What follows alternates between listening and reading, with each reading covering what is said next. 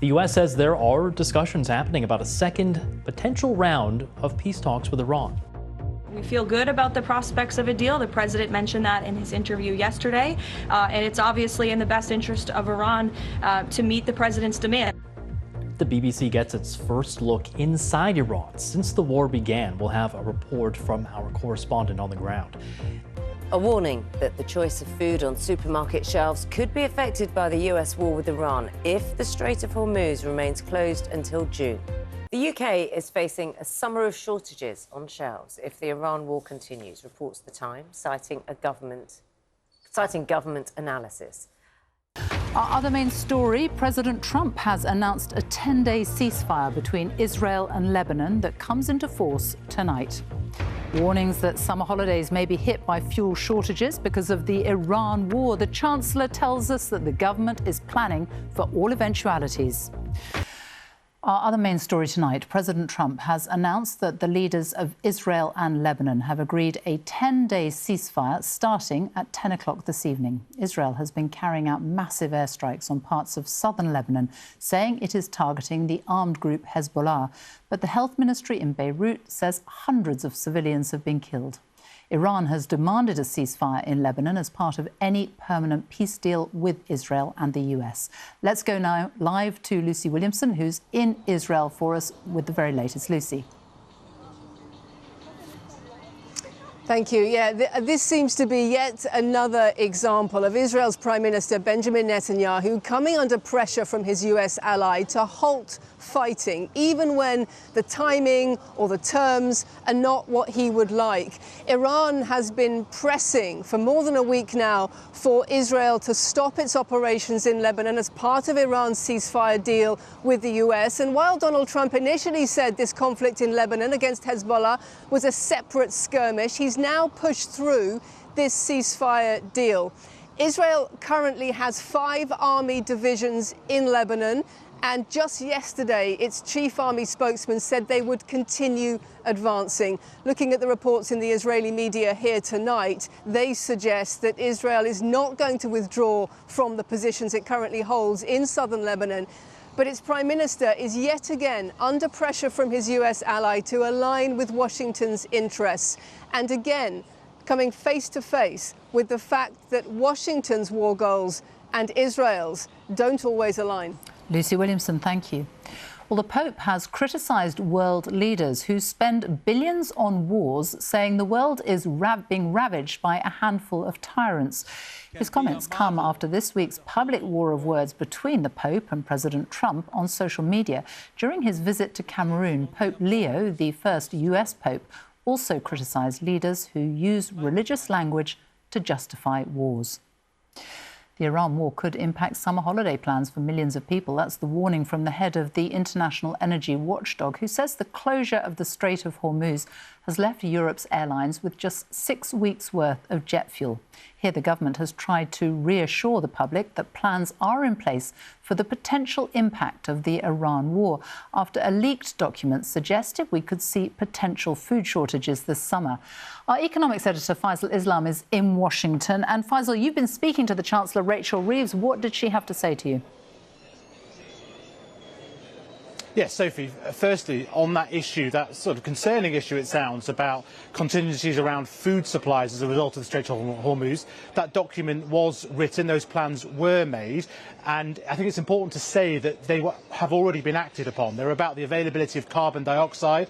A particular factory that was due to close was instead mothballed with taxpayers' money and was reopened fairly quickly after the Strait of Hormuz was first blocked, so that lingering issue should prevent the actual concerns about food availability actually materialising. But there are wider concerns as this crisis continues to last, and if it continues to last weeks and months, particularly on forms of energy, whether it's petrol or diesel or jet fuel, as you have mentioned. When I spoke to the Chancellor earlier today, she said that they weren't material issues. She played those down.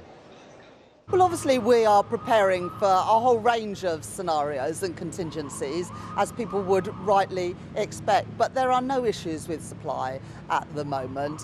We are monitoring the situation very carefully.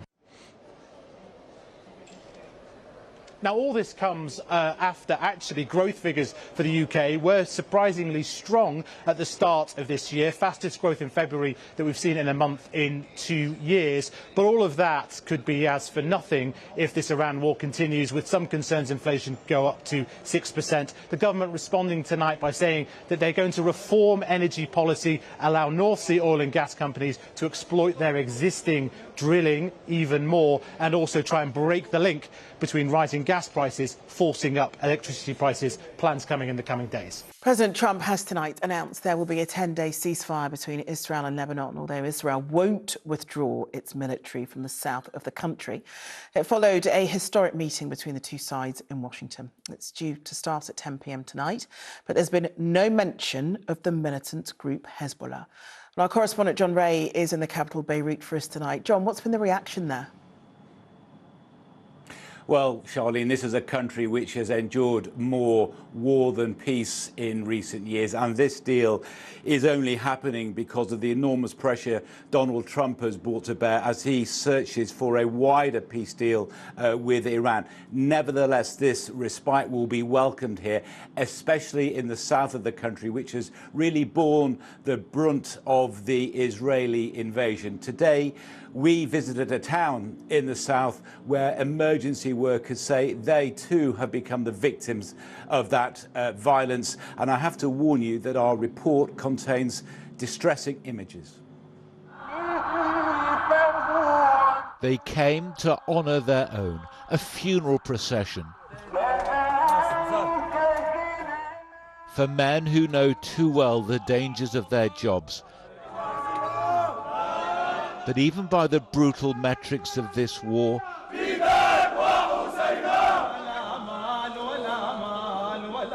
the killing of 4 paramedics has shocked those hardened by the horror they've already witnessed.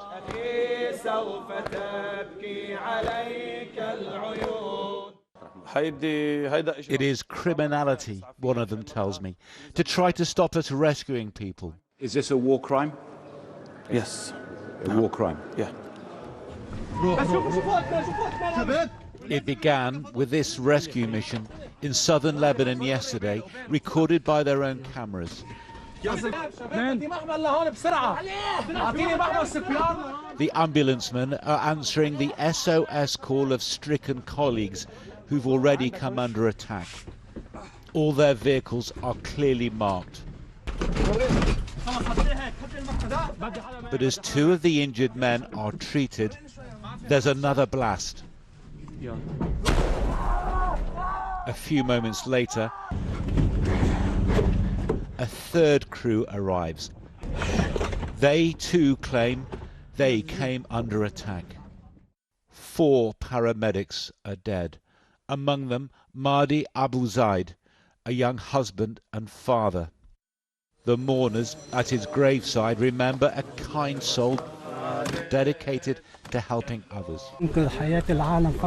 His job was to save people's lives. Nothing else at all. The survivors insist they were deliberately targeted. The Lebanese government calls this a blatant violation of international law. And not for the first time. In little more than 6 weeks of fighting, more than 90 medical workers have been killed.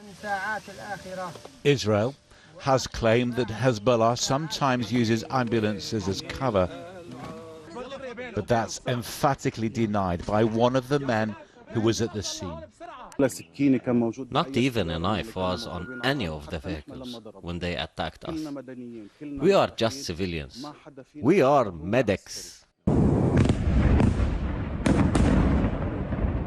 A few minutes after the funeral, airstrikes hit the same location.